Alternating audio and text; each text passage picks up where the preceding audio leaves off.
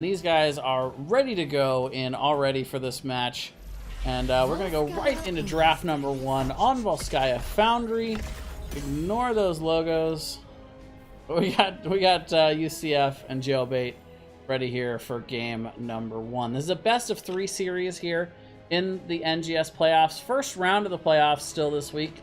Top 8 in the division, but top 16 overall, as there will be a match between the East and West champions at the end of the season. This, of course, is one of the playoff matches out of Division A East, and should be a pretty good one here. Jailbait 4th seed, UCF 5th seed, so should be pretty even matchup. And the winner of this match, of course, will go on to face a Geek Economy next week, which is quite the task. Though I heard that there was a chink in the armor last night. They did, if I heard correctly, they did manage to drop 1 map, which is uncharacteristic for them. But nonetheless, they did end up with the win over the 8 seed in a week that's been full of number 1 seeds falling to the number 8 seeds. I was not one of the ones I would have bet on going in, and they did indeed prevail, if not a little bit under the expectation level, but still, they won, and that's all that really matters. They move on to face the winner of this match, and I'm sure they're going to be watching to see what's in store for them next week. But first, we did have UCF selecting to get, I believe... Oh, wait. So Jailbait elected to go ahead and get the map pick, and they decided to take Volskaya here. So UCF having first pick, first ban. Now, of course, a little bit different than the regular season here in the playoffs. The higher seed, which was number 4 Jailbait, they get to ban the first map, and then they get to pick whether they want first pick or first ban going, or first pick or map pick going into game 1.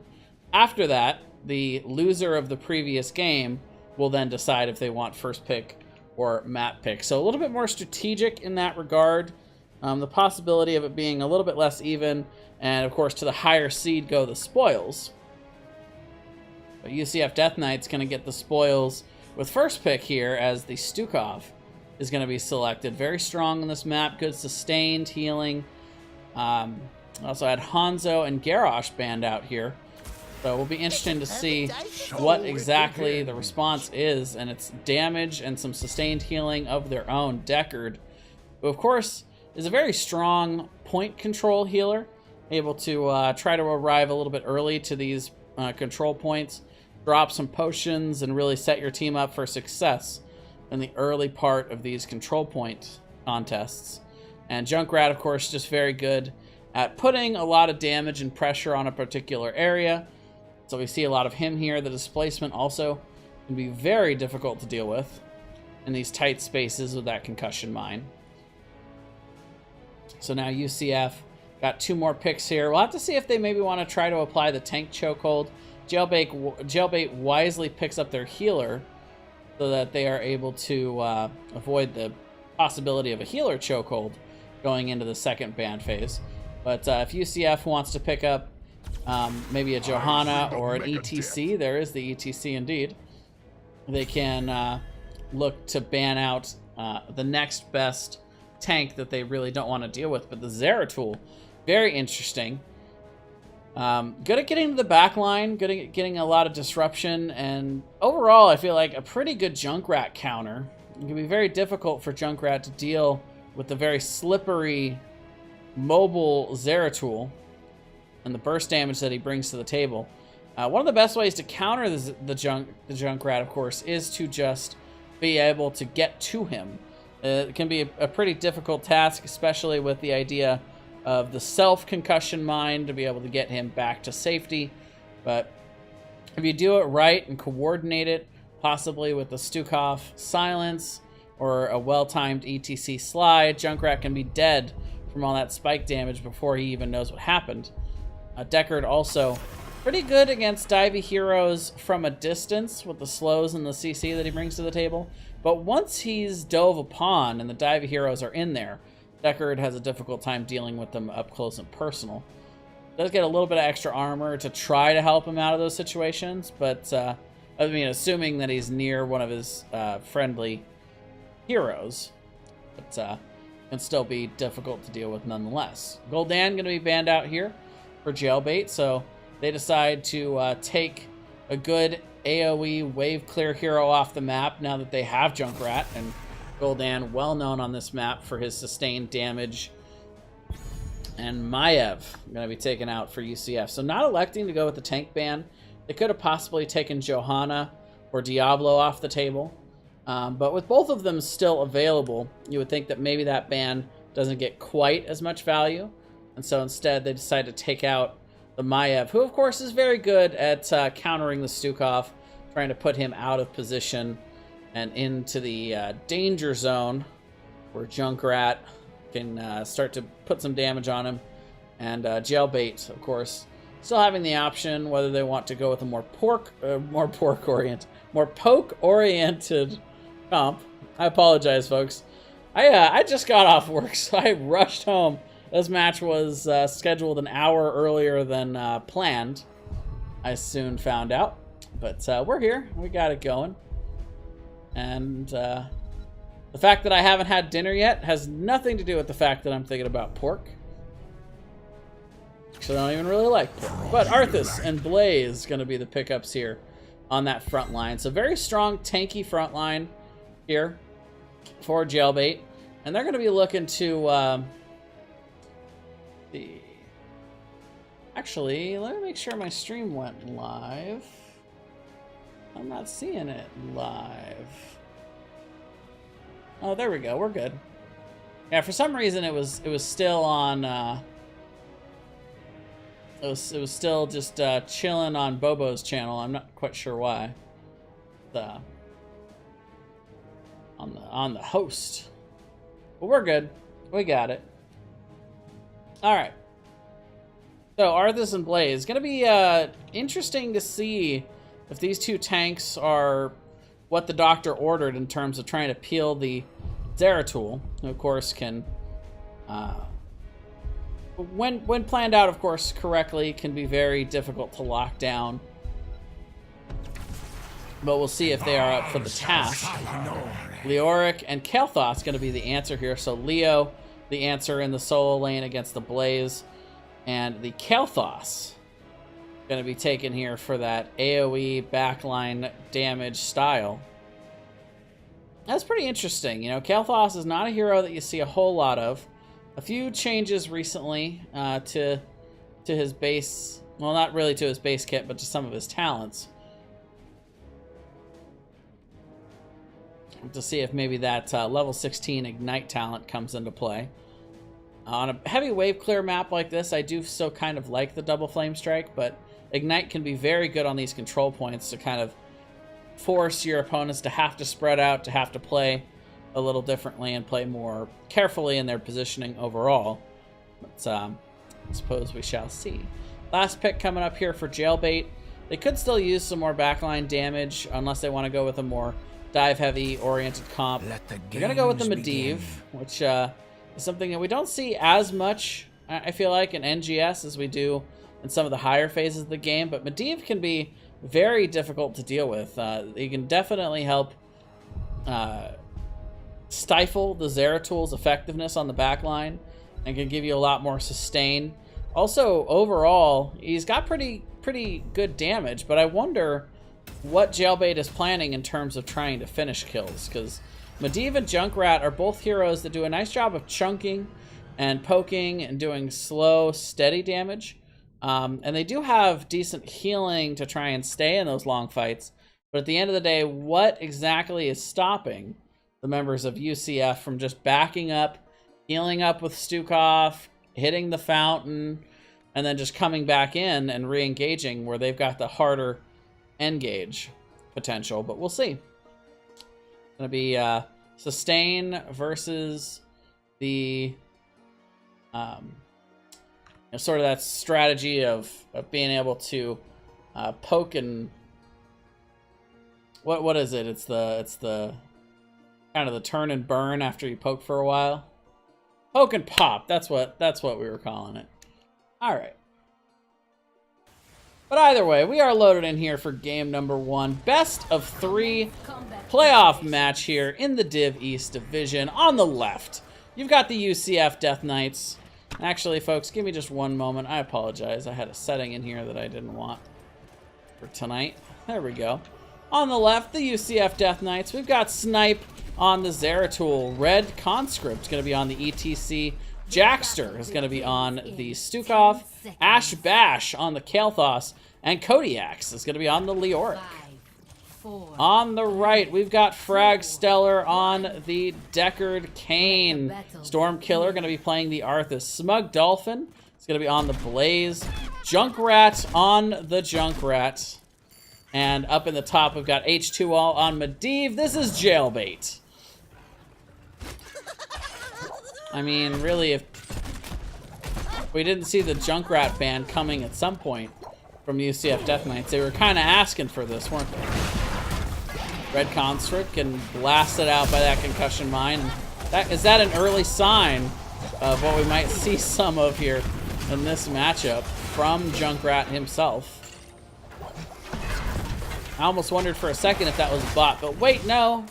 It's that capital R that's giving it away.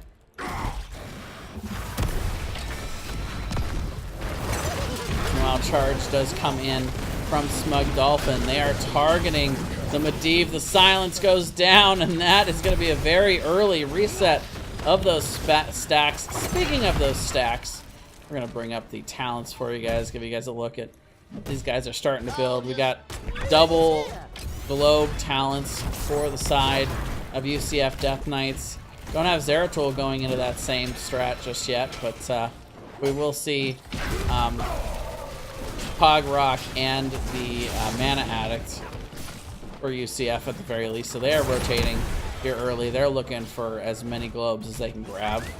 Junkrat gonna find a nice little blast into root combo there. I like that. Slowing Red Conscript on these rotations. Keeping himself a little bit safer as he's soaking up here in the top. Showing us how it's done on the Junkrat.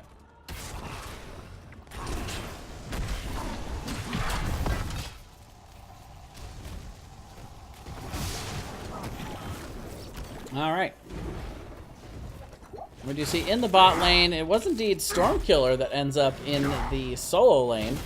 So electing to have the Arthas down here instead of the Blaze. Blaze rotating, I wouldn't say with the 4-man rotation, because really, the side of Jailbait is just looking at more of a 3-man rotate with leaving Junkrat on top. So not playing quite as aggressively, especially with this CC lockdown blow-up comp that UCF has, and that makes a lot of sense. By the way, once again, I apologize for the logos.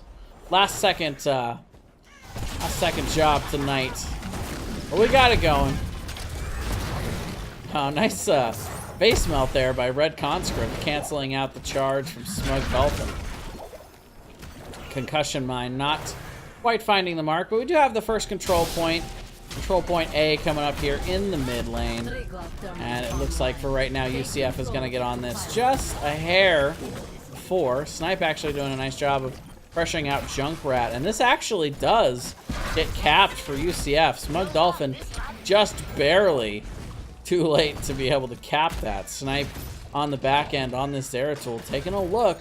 Seeing if he can find anybody out. But right now, it's a lot of posturing and not a whole lot of either team doing much of anything.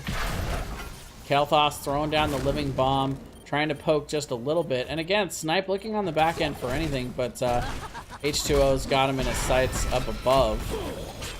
But yeah, eventually Jailbait is going to have to come in here to try to push them off, and they do indeed shove them back quite a bit. And I like this call. Leo going back. They're outnumbered here for the moment. So they'll back off. They'll get a little bit extra soak. They know they've got plenty of time with 86% on there. So really, it's ultimately the big team fight for them. If they can win a big team fight they can shove them back and have the opportunity to get the rest of his capped. Right now, Fragstellar left alone on the point. He's going to have to back off. It goes back to neutral for the moment.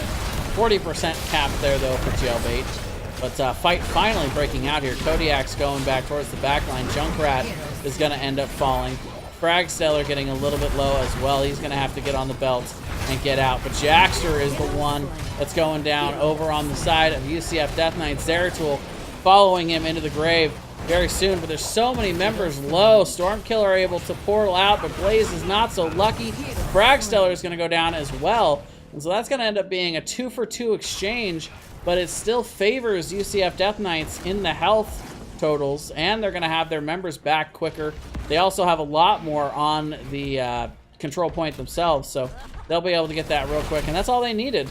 Not even a full win on the team fight, but just fairly neutral with a little bit of positive health, and they were able to take it. First Triglav Protector of the game for UCF. You have Stormkiller down here already in the bot lane, side soaking, trying to catch up a little bit on that XP. Snipe gonna come down and try to harass a bit, but here in the mid, front wall goes down to this Triglav Protector. And with this first Protector, you can't really expect to get too much. By the way, secret strats from Jailbait. H2O probably likes that they got the first Protector because he's getting a lot of stacks off of this. Up to 29 now on that Master's Touch. And the Triglav doesn't have the easiest time juking and jiving around to try and dodge those Qs from H2O. So you can see him just kind of abusing that. I mean, I'm not saying that Jailbait lost it on purpose, but I bet H2O is not too sad about it. Now up to 31 stacks on that Master's Touch. Triglav does end up going down, but decent amount of damage and a little bit of an XP lead now, about a level, in fact, for UCF. Level 10s are right around the corner. Smug Dolphin gonna go ahead and teleport away, or Snipe gonna teleport away from Smug Dolphin, I should say. But for right now, it looks like those level 10s have been picked up, and UCF gonna go ahead and abuse their level 10 advantage. Go ahead and grab the point, or will they? Junkrat trying to use that concussion mine to contest, but a couple members still around to be able to finish that off. And I'll slide in, and the protection as well on the other end for Stormkiller. He's getting very low, and he's gonna end up falling. No heroics used either, which I really like. Though, just as I say that, we do see the Entomb come out. Whiffs for UCF, however. But they do get the Arthas. And once again, owning a little bit more than a level lead. Level 10's right around the corner, though, for Jailbait. It is indeed going to be the massive shove coming out for Stukov. Had to wonder if that was going to be the shove or the swipe. And it makes sense with these frontliners, particularly Arthas. You can shove him away, you can really hamper his ability to get those slows out and pressure the team. Might of the Narazim coming out for Zeratul. Not opting for the VP blow-up idea. But with Entomb and Mosh Pit, you gotta think they have enough engage potential, which I like.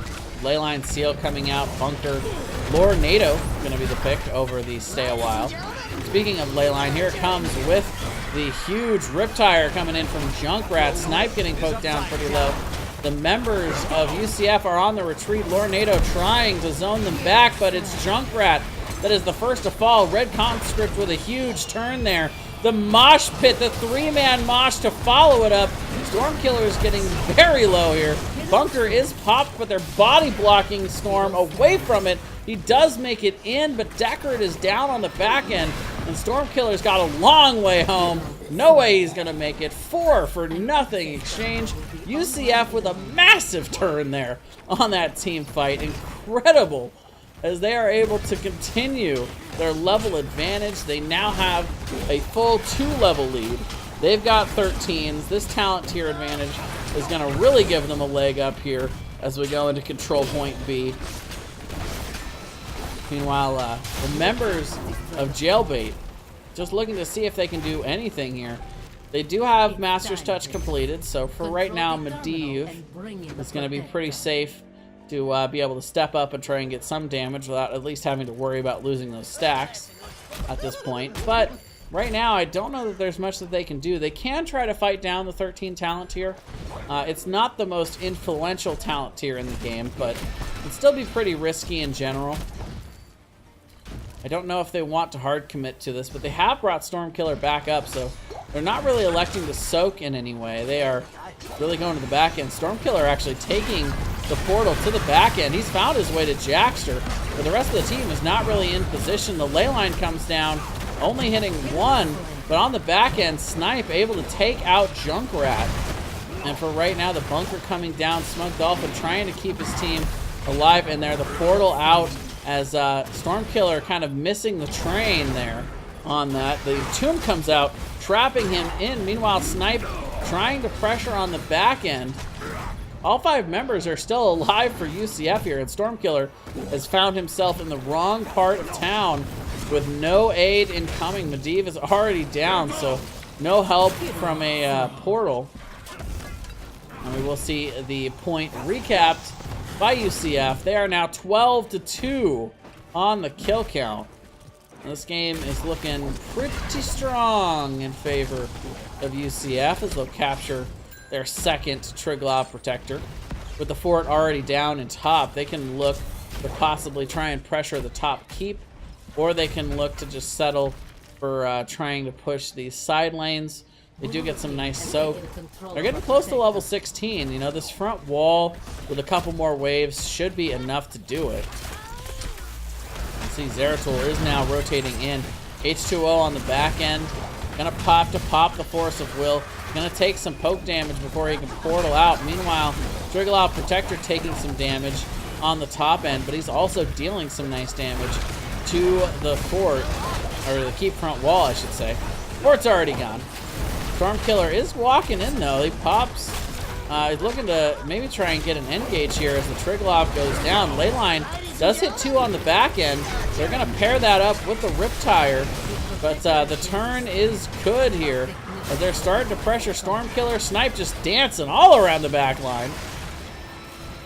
Has he gone too far though? Stormkiller looking to try and pressure him out, and Tomb does not really deter. But Snipe gonna juke on the back end there and get away. Stormkiller getting low, gets the protect, but the slide is good to lock him in. And it's gonna be another kill for UCF as they now have the 16s, and Jailbait is gonna have to walk away from this for now.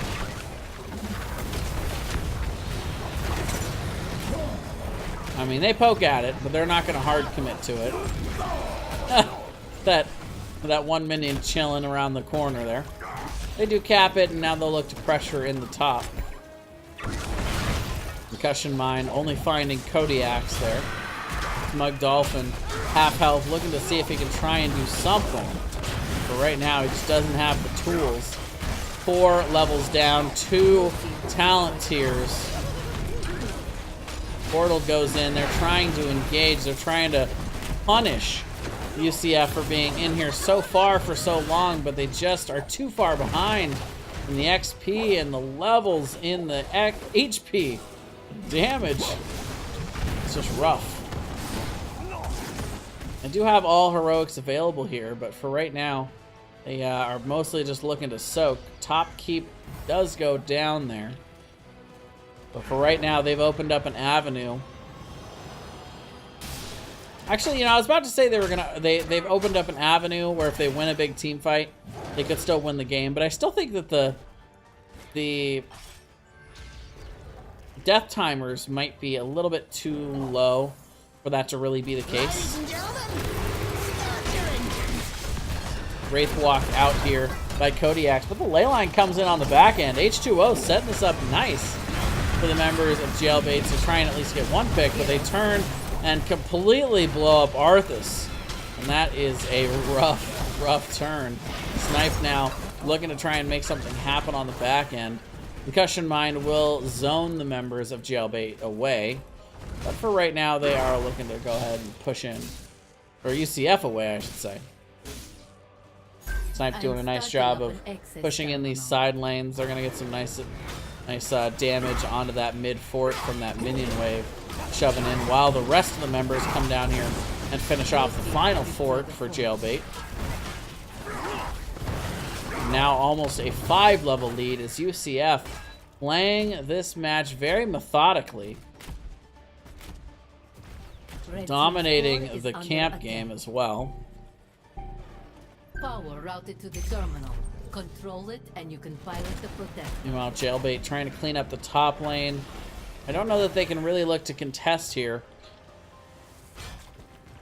They can look to try and push out and side soak these lanes, but this next Triglav is going to be rough. They'll probably will still try and take it down the bot lane to grab another keep. If this methodical play is shown anything for what they may do later in the matchup. But actually, it looks like right now Jailbait is rotating down towards trying to contest this. They're definitely not side soaking, so the only reason all 5 of them would be here if they really just want to try and set up a fight. And you can see H2O looking for that ley line, the portal into the back line. They're going to go directly in after Kael'thas. Jaxter is going the wrong way on that conveyor belt, and he actually ends up being blown back by the Riptire as well, so he is just completely stuck on it. They get to the Kael'thas, but 2 members down now on the side of Jailbait, trading it for the Deckard and the Junkrat, so backline heroes dying everywhere, and the front lines are going to walk away, but definitely in favor, once again, of UCF. Though XP-wise, getting that 1 kill is probably a lot more XP in your bank than the 2 kills on the other side, but you know, when you're down 4 or 5 levels, that's pretty much how the XP works. But the Triglav is captured here for UCF. They will now be able to push in the bot lane, try and get themselves a second keep on the board.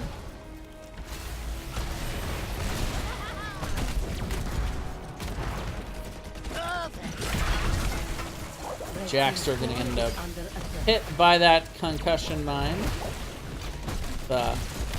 He's just fine for the moment. With Zeratul and ETC in here, there's not really much for the 2 others to do. Kind of hanging around until needed.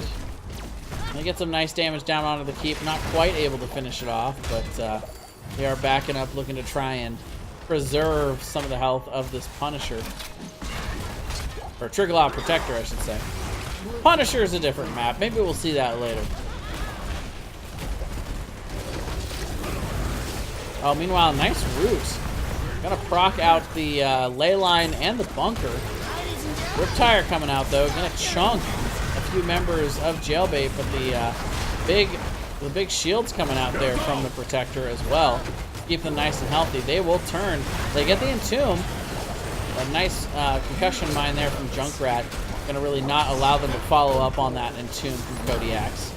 Red Construct is looking for it. He's got the Mosh available.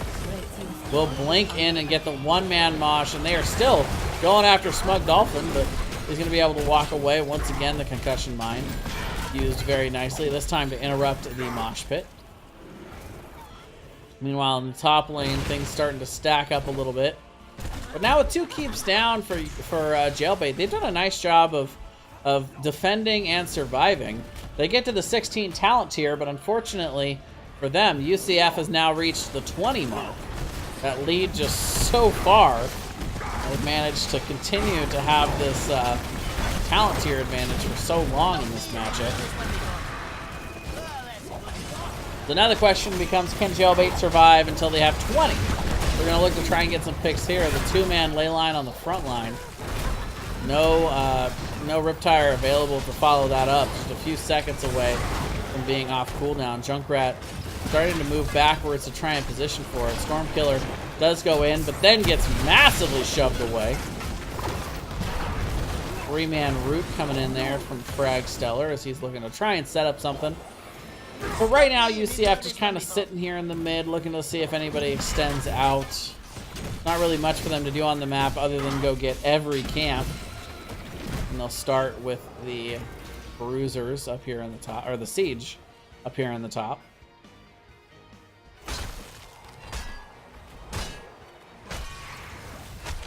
Two and a half levels for Jailbait. Can they get there? Still got a little bit of time before this next So this next control point phase comes out on control point A in the mid lane. Nice force of will there by H2O. Get Junkrat out safely. And you gotta wonder if UCF can really force anything here. They have the 20s. You know they would like to. Right now, Jailbait playing pretty safe.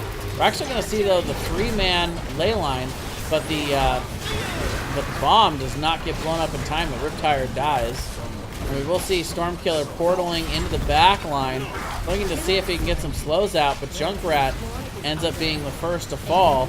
They do end up getting the Kael'thas on the back end, though. Kodiak getting very low as well, but the dive in deep from Red Conscript and Snipe pays off. They're going to get the 2 members on the backside.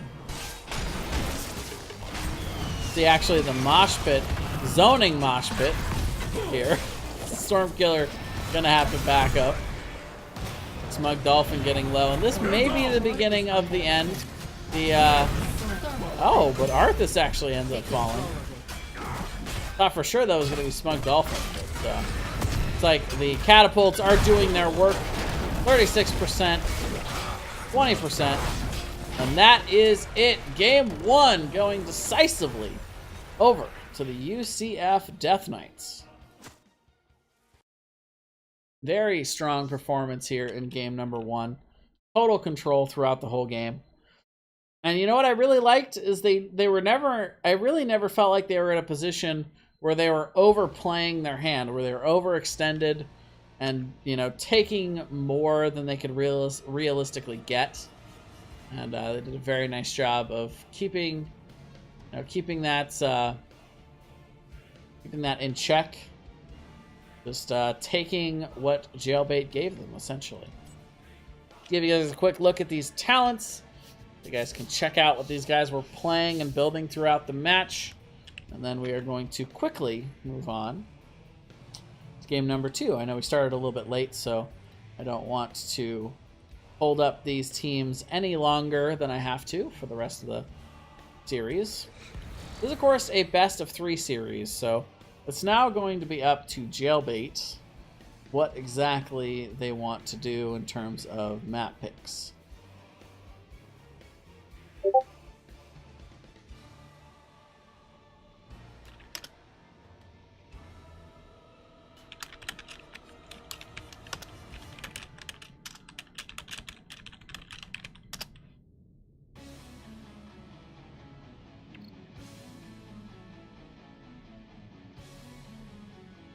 That cough macro, though.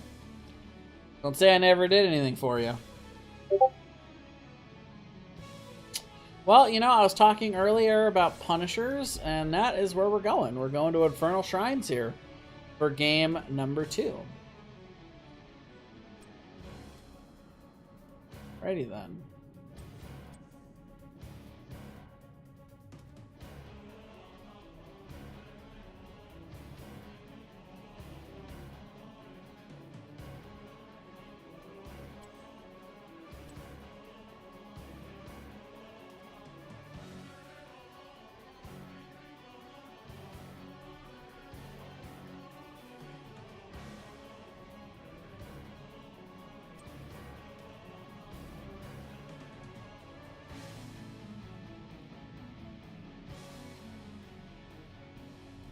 So we'll just quickly get these teams on into lobby.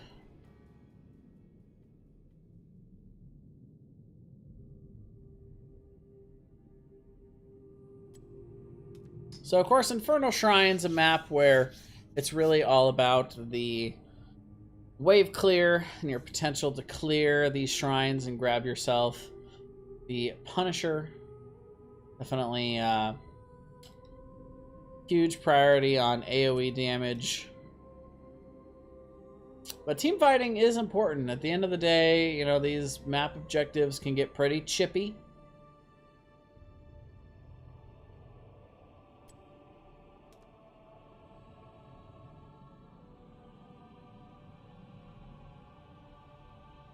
All right.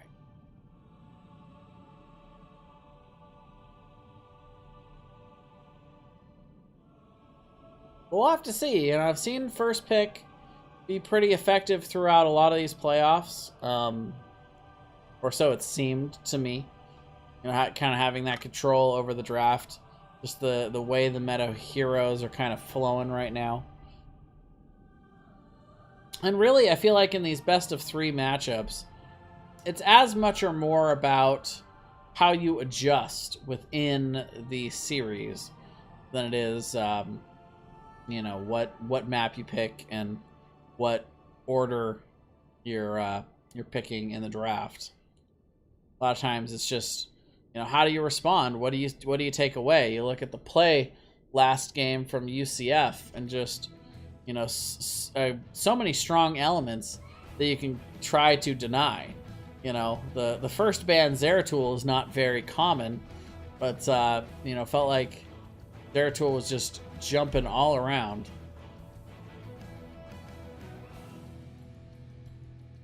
SOE Defender saying Jailbait, run a comp with kill potential because you guys had none. And exactly, that's what I was worried about with the Medivh and the Junkrat. They have a lot of damage, a lot of raw damage, but not much lockdown, not much ability to, you know, keep the members of UCF Death Knights there to get those kills, and no real heroes with kill potential themselves. So tournament draft, there we go. All right, looks like we got everybody in lobby. Let me just make sure teams are good to go, that we got the ban hats in the right place.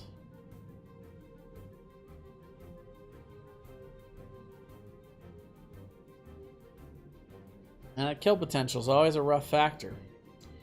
All right, teams are ready to go, and we're gonna head on into game number 2. Of course, is on Infernal Shrines. Go ahead and pop that up real quick for you guys here. Shrines.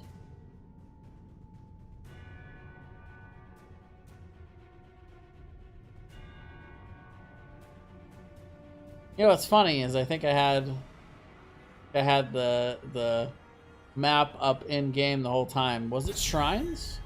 Was I right? Might have been accidentally right. I don't know. Or I could have been wrong. I guess I'll find out in the VOD later. All right. Meanwhile, we do have the ban started here. Jailbait electing first pick, first map after that last game. Or first pick, first ban. Been a long night already, ladies and gentlemen. But yeah, we'll see what kind of adjustments they want to make. You know, you'd love to see a hero that can really close in and try and get some kills. Something like a Genji. You know, we saw UCF utilizing the Zeratul for that in game 1 very well. But it's difficult. It's difficult when the opposing team has good engage and kill potential when you're running a poke comp, because it kind of forces you off of your game. You know, you can try and play with good positioning and stay in the back and poke until you have an opportunity. But especially on a map like Volskaya, where eventually you have to contest the control point and you have to kind of give your opponent what they want in that, you know, engaged style. You can't just sit there and poke forever. This is the same kind of map where eventually you have to go in on the shrine and contest, otherwise you're just going to lose in the minion count. You know, that kind of poke and long-term strat works really well on maps like Cursed Hollow, where all you really need to do is get a little bit of damage in. But Jailbait should ban out Stukov. Hypercarry Junkrat does not work. Yeah, I mean, Junkrat is really good as a chunk hero, but, you know, it's like you said, you kind of need a finisher. You need somebody with the kill potential to follow up his good chunk damage, something like a Genji. Or, you know, we've seen a lot of Maiev kind of filling that role. But either way, first pick coming in here for Jailbait. We'll see what exactly they do want to go with this game. I'm going to go with the Diablo. So very divey frontline tank. It's an interesting hero on this map in particular, because there is a lot of terrain for them to be able to shove people into.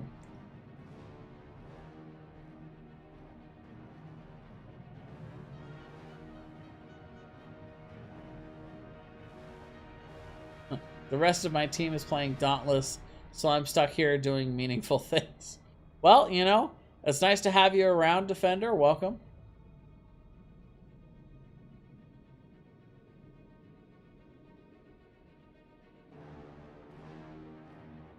So 2 more picks coming in here for UCF. Have to see if they want to go with more of the same or if they are also looking to make some adjustments here. And I love the Maiev pick. Kind of an alternative to the Zeratul that they played last game. A lot more displacement potential. It was banned out pretty... I believe that was banned out in the second phase of the last draft.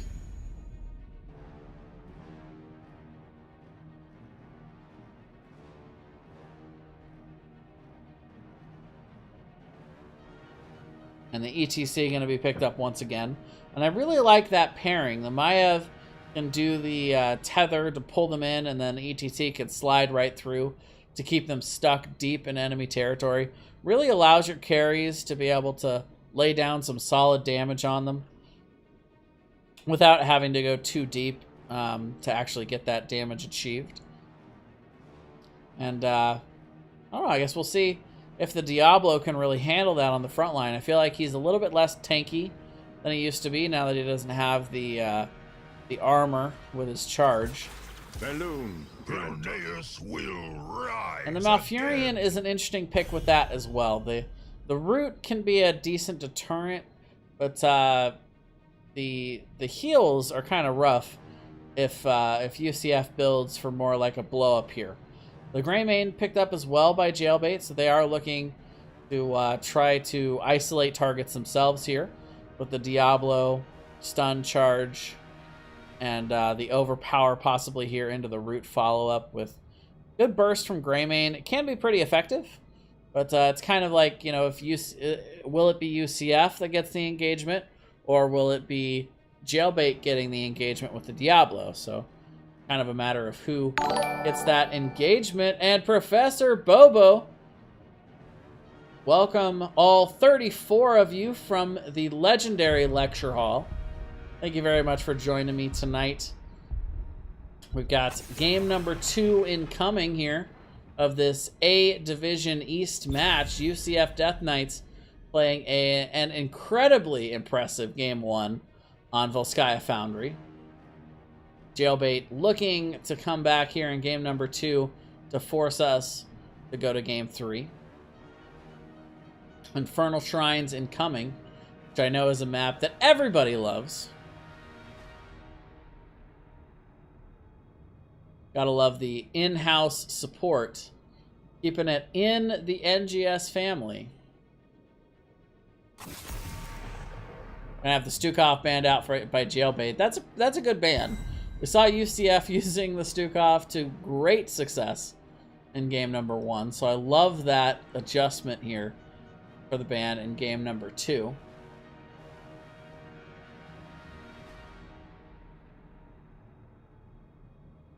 So now the question becomes, what does UCF want to follow up this displacement stun combo? Sonya is going to be in the solo lane, and UCF going to go ahead and play some Junkrat. So not going to allow Junkrat to play Junkrat over on the side of Jailbait. That makes sense to me. I think I like that decision. It's also, again, it's good chunk damage, but you now have the Sonya and the Maiev on the front line that give you plenty of kill potential with that displacement possibility, especially since you have not only the displacement potential of the tethers from Maiev, but now you also have Concussion Mine to throw on top of that. So very scary comp coming in from UCF here for game number 2. So what does Jailbait want to try to respond to this? We did see the Medivh played in the last game, and I felt like the Medivh play itself was pretty good. They're going to go with the Kerrigan, so kind of a familiar strategy to me on Define 9. We play quite a lot of Kerrigan, and I play with Phantoms, who's one of the best Kerrigan players I've seen around. And Kerrigan, of course, famous on this map for her shrine clear potential.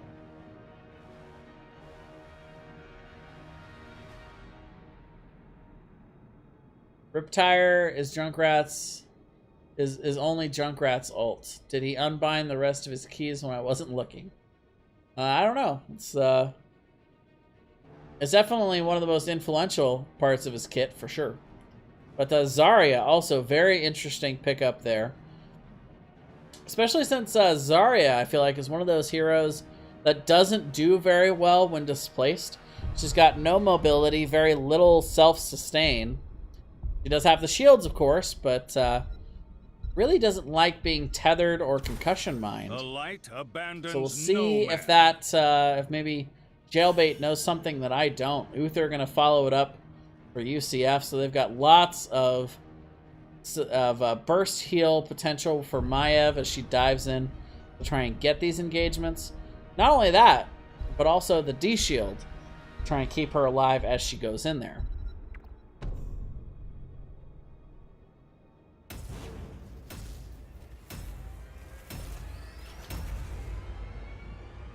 I do like the double support, kind of the pseudo double support here with the Zarya. It's kind of like 1.5 for the Kerrigan on the dive on the back line. If they can get to the Junkrat and get an early kill, it can give them a little bit of an advantage in the Shrine phase. So I wouldn't necessarily count this out just yet. And Murda RG with the raiding party. Welcome everyone from the Murda stream. The NGS family strong on the support game tonight, as we are every night. I appreciate it, gentlemen. Welcome everyone. We are heading into game number 2 here. UCF Death Knights up 1-0 on Jailbait. The number 4 and 5 seeds in A East in the first week of playoffs for NGS Season 4. On the left, we have the UCF Death Knights. Kodiak's on the Sonya. Red Conscript going to be playing the ETC. Jackster going to be on the Maiev. Snipe going to be playing Junkrat. And Ash Bash is going to be on the Uther. On the right, you've got Jailbait. H2O going to be playing the Zarya. Frag Stellar on the Malfurion. Junkrat on the Diablo. Smug Dolphin is going to be playing the Greymane. And who did I miss? Stormkiller on the Kerrigan. How could you miss the Kerrigan? Very hard engaged comp here for Jailbait. CF gotta be worried about the dive potential for sure. Stormkiller kind of staying a little bit away here as they look for the engage potential. Junkrat is going to rotate in, does charge, and will flip over Red Conscript. He's sitting on that slide. Will eventually slide away, as Sonya's already made the way to the top here. Kodiak's getting some early soak. Greymane will rotate up in time, catch most of the wave at the very least.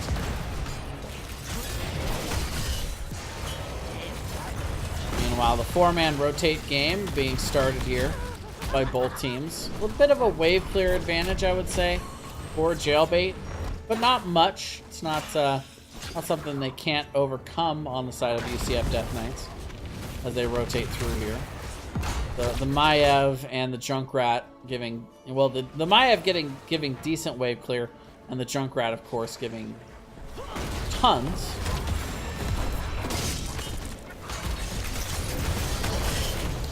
Stormkiller not quite finding the combo there. Overpower onto Jackster, but he's just going to turn around and get a tether of his own and then port away. Stormkiller getting low. Slide in, and they do secure the kill for UCF Death Knights. First blood. Now Jackster playing with very low health pool, but does end up getting the tether. And now there's a couple more members caught out a little bit, but H2O throwing out the shields. And the sustain game is good for Jailbait to keep the rest of the members alive. Yes, Lightning Breath, to my knowledge, is still banned.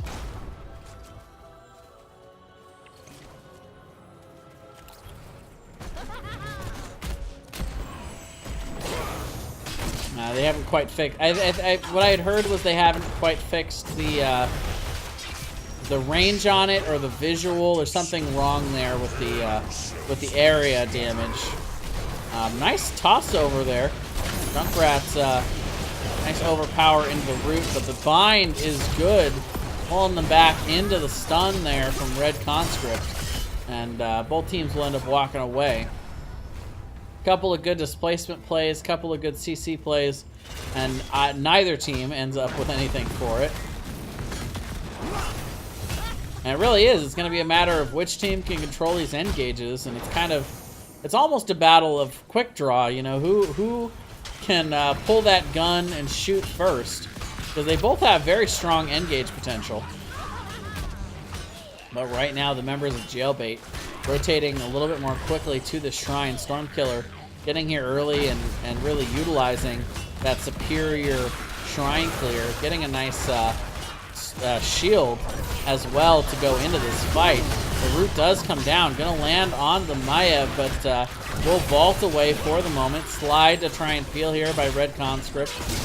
Kodiak's deep in the enemy team for a bit there. It does back up though. And now both teams will reposition. Junkrat with a charge onto Kodiak's. They're looking to try and get something done. They're getting multiple members low. Red Conscript gonna have to slide out at low health, but Sonya not able to escape, and it's gonna be Jailbait coming out swinging into this shrine phase, and they have 38. They have secured themselves the first Punisher of the game. Frozen Punisher gonna be marching into the mid lane, and Jailbait showing signs of life here in game number 2. Gotta love that out of a team. Have a rough game 1, but they're coming out swinging in game number 2. They're not gonna give up. They're gonna rotate out and soak every one of these lanes. Try and get themselves a little bit of an XP advantage. As John Cena being baited into the mid lane. They will get the front wall down on the fort, and they're gonna rotate away. Kodiak's has gotta be careful here. Big rotation coming in. Stormkiller gonna maybe look for a stun over the wall. Thinks better of it for the moment.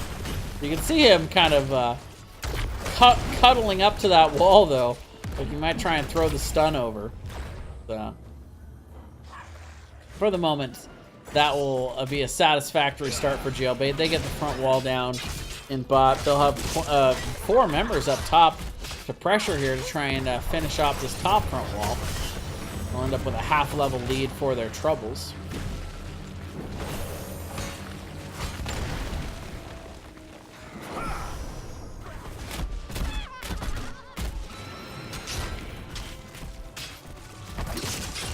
Meanwhile, bottom camp does get picked up here for UCF. Greymane gonna have to rotate to clean that up.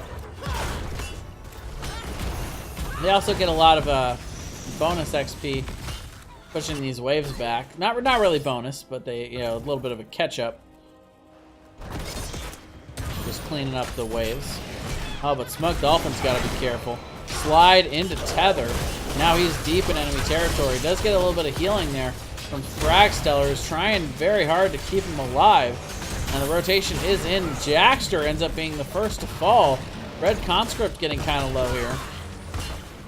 And just like that, Jailbait turning it around, getting another kill. And they're going to be able to invade the camp fairly safely here. Oh, actually, I'm starting to think that that was an unwise call. Maybe a little too early. Nice concussion mine there from Snipe. Gonna actually shove Stormkiller over the wall into fort range. He had to bounce on out of there. The nice defense of the camp. Going against a Junkrat for point control, not always the wisest of moves. The breath is his hitbox. Oh, okay. That's a very interesting bug. But it's not a bug. You would think that that's not a bug that would hurt you or help you so much as hurt you. So gravitation surge, the choice here for Zarya. Throwing that out there, not quite getting, I think, what they wanted out of it, but a two-man mosh pit on the back end. Jackster gonna follow that up with the Warden's Cage. Malfurion's gonna go down. Stormkiller is deep in the enemy team here. UCF taking down 3. Smug Dolphin going to be the next to fall as well, deep in enemy territory. And UCF getting the 10s and taking a huge team fight win. Kodiak's now rotating to the top. Gonna look to get started on the shrine here. And you know, you talk about Kerrigan's shrine clear potential. Sonya is a close second, if not tied for first. They both just clear that thing incredibly well on their own. It does look like the members of UCF are going to look to get some help on that as well, as they've gotten about half of it. Death Timer's pretty low here, though. Jailbait still has an opportunity to contest this. They are now getting Greymane back. Only about halfway there is UCF as they come in to engage. Once again, the gravitation coming out, catching a couple members. Twilight to follow it up. Huge tether. The Jaxers in all kinds of trouble on the back end. Stormkiller chasing after the kills, but it's actually ETC and Sonya that go down. And just like that, Jailbait coming back, punching UCF back in the mouth. And they're going to be able to pick themselves this shrine up very easily. They've got all kinds of clear for it as well. They're even sending Stormkiller out to lane to soak. I think this is safe. UCF not electing to continue to try to contest it. So they do end up paying off there with that extra wave in mid.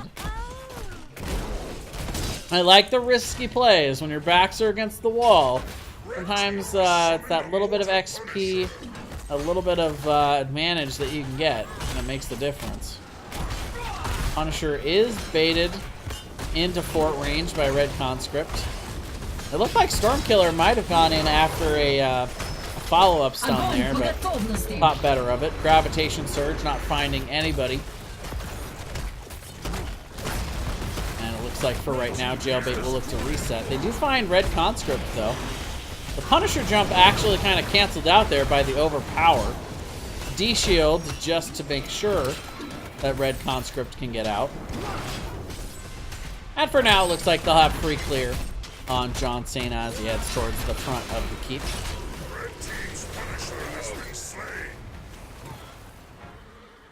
But meanwhile, the rotation here in mid, Jailbait clearing the lanes, getting 13. Nice camp invade for denying some of these spear throwers. This time the concussion mine not quite in time to deny them that.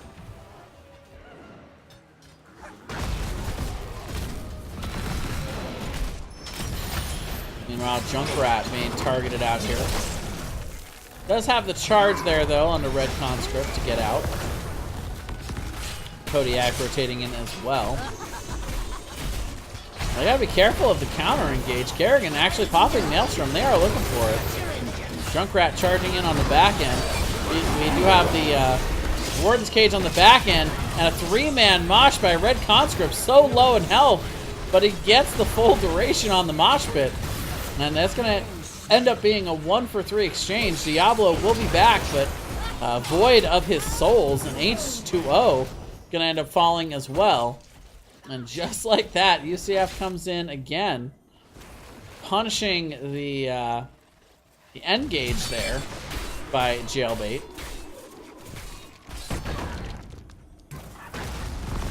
Now, these team fights have been pretty back and forth throughout the game. Very even in the XP right now.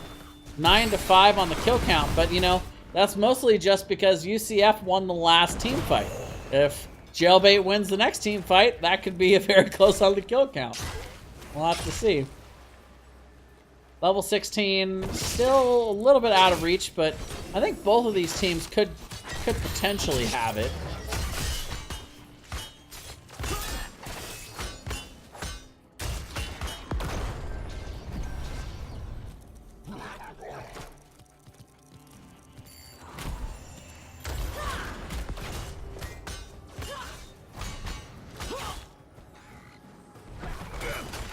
So we do end up seeing UCF rotating to the bot, grabbing the camp. They're going to push this in a bit. Get some pressure onto this fort. And meanwhile, the camp in top is going to be pushing. That's something that UCF is going to want to have to answer to here. Finally, we hear the toll. The shrine will be popping in the mid lane. Both teams still possessing their forts, still possessing their wells, though admittedly UCF's fort has seen better days. Now both teams looking for level 16. Now Sonya is in the top lane, so this is a very aggressive but not necessarily an overly aggressive play by Jailbait to be able to take a chunk out of that fort in bot. The level 16s are going to be here very shortly. A couple more minions for Jailbait. And we could end up with a big 16 versus 16 fight here. This is probably one of the first big, long-lasting moments in this game here for game number 2. Whoever wins this fight is going to really have a nice jumping off point for the rest of this game. This could be, if it's a big enough win, could end up being keep for either team. But we will see the A-pop pocked everybody hitting the R buttons, but a huge 4-man mosh pit. Once again, the massive mosh pits coming in from UCF Death Knights. And Red Conscript, you monster.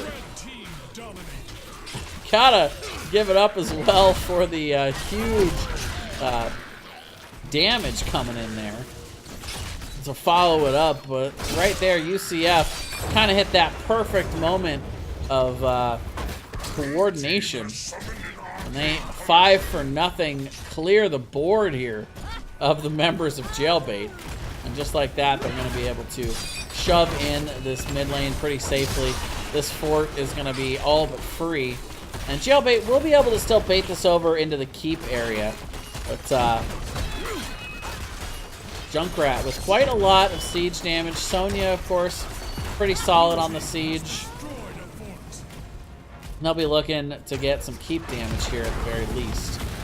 Punisher is baited over the wall by Junkrat. Front wall is taking a lot of damage, but so is the Arcane Punisher. Kind of difficult to deal with, the Arcane Punishers, but looks like right now the members of UCF Death Knights doing a lot of what we saw them do the last game, which was play a little bit more on the passive, patient side, not wanting to be caught in an overextension, and not wanting to play risky. But speaking of risky, Junkrat just diving over the wall there. Stormkiller going after the back line. Fragsteller does end up hitting the Twilight Dream, but the D-Shield in response to keep Jaxter healthy, but Kerrigan ends up going down off the dive there, but they've gotten 2 members.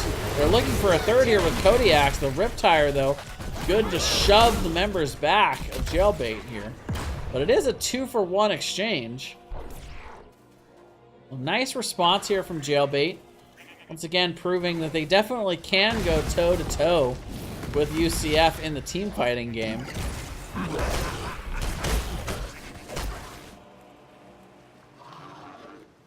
But right now, 2-level lead for UCF. They are looking to passively soak, get themselves camps. They are in no hurry to force this fight before 20. Now, all the members of Jailbait are back up. You gotta think they'd like to force something here, but really, what can they force? Junkrat clearing in the top lane. He's got about 80 of his souls back, so he's getting a little bit closer to getting that maxed out once again. All 5 members now back for UCF as well. And they're going to start rolling together as they get closer and closer to these Storm Talents. Rotating towards the bottom, they're going to be looking at this fort. Now with multiple members up on top here for Jailbait, this is a free fort for them and the path that they need to pick up those 20 talents. And now it's Jailbait that's going to be looking for the level 20. 2 levels away. I don't think they're going to be able to get this in time for the next Shrine phase. So it puts them in a pretty rough position here, where on bot lane, you already see the fort is down. So once again, Punisher going to be breathing down the one of these keep lanes here. Kodiaks responding to top. Still about 1.5 levels as we head towards this next Shrine phase.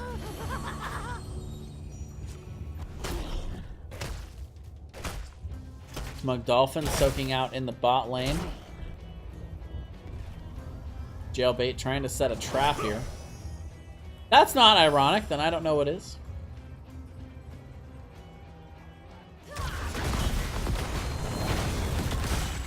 Jailbait does indeed have some life still.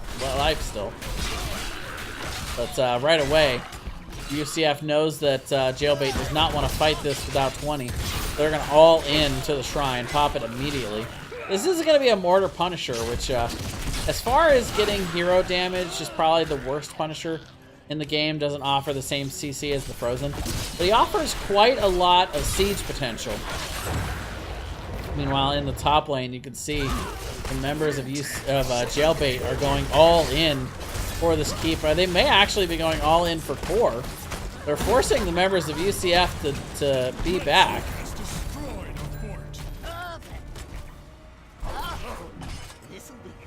And we'll see members of Jailbait now being in response. The reason I mention the siege damage is because the Mortar Punisher is the one you least want to leave all alone, because you can see the extra damage that you get from these constant mortars flying at the structures. But we do see Stormkiller has now baited over the wall. They're going to be looking to take this out. They do have 20 now to defend this Mortar Punisher with. But here comes the tether, the stun. Kerrigan goes down. And we're going to see the Riptire coming out. Smug Dolphin having to back way up into the mid-keep area. The charge in, the D-Shield in response, though, right on point by Ash Bash. Going to keep Kodiak's nice and healthy. Punisher is about dead. Does get one last jump out, though, onto Junkrat. And right now, UCF is going full ham for this core. They can smell the top 4 of the playoffs, and they are looking for it here. Kodiak's getting low on the front end, starting to share a little bit of the splash damage. Red Conscript, though, hits a 2-man mosh on the back end. 36% on the core. Can Jailbait defend this? It looks like they are not going to be able to, and that is it. Game 2 and the series going on to the UCF Death Knights.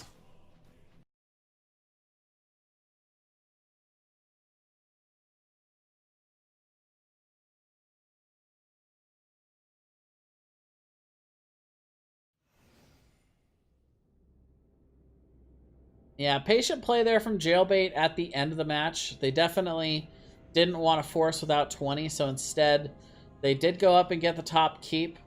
They did get the opportunity to try to defend a little bit, but just so much displacement and kill potential for UCF. They were really able to isolate throughout the game. At the end there was the Kerrigan, who they did end up getting 6 times throughout the matchup, but overall just executing very well throughout the entire series. Let's see if I can reach out and get an interview here with team captain for UCF, Jackster.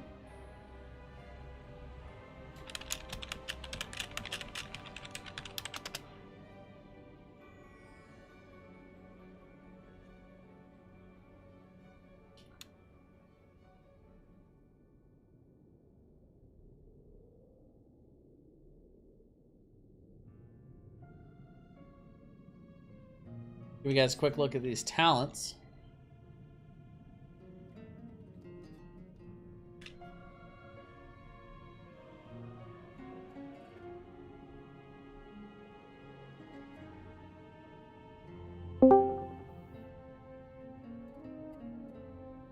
Hello? Hey, I can hear you now. Hey, I'm joined by team captain of UCF Death Knights, Jackster. Congratulations on the win, man. How are you guys feeling right now? Great. We were really worried about this comp. Jailbait is an amazing team. They've taken down some of the best in the division, and we were really worried. Yeah, you guys seem to play very well tonight. We have seen a lot of good stuff from Jailbait throughout the season, but you guys felt like you were pretty well in the driver's seat, particularly in that first game. But tell me a little bit about your guys' preparation for the last week going into this in this first playoff matchup. Well, we have a practice schedule that we mostly try and stick to. It's about an hour and a half every night during the weekdays, and we usually try and meet up, and believe it or not, we actually do most of our practicing in QM, running out different comps, seeing which characters that we're familiar on, which ones that we can run possibly in a comp. That's how we knew like I could play the Maiev in the second game when I'm normally the support main. Because I've probably tried it out, and we've tried it with Ashe on support, and it's worked fine in QM. But that's most of our practice. We haven't been able to get quite as many scrims in as we might like. But that's definitely going to go forward, and especially next week, now that we're scheduled to go against the Greek economy.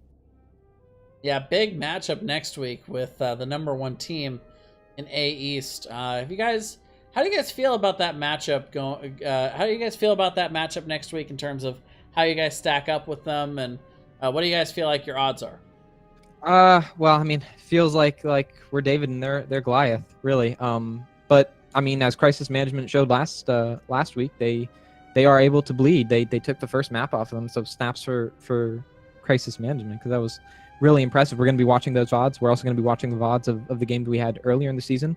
If I recall correctly, we had one game that we took it down to like the 25th minute in Infernal Shrines, and we just lost a critical last team fight, but we were even the entire game. I think it's definitely possible.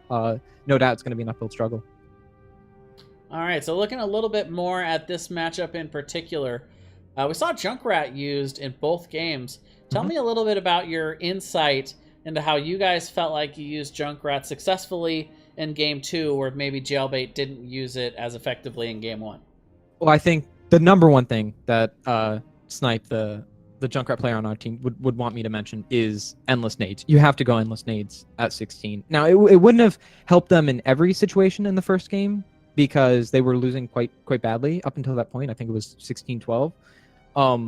But once they got 16s, they really needed to go for the endless nades. It's such a huge power spike. Spread volley is not the pick. And my thought process is that it was mostly a denial pick. They have no games played as Junkrat throughout the regular season.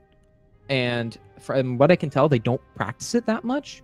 So I am completely thinking that this was a denial pick for our Junkrat player.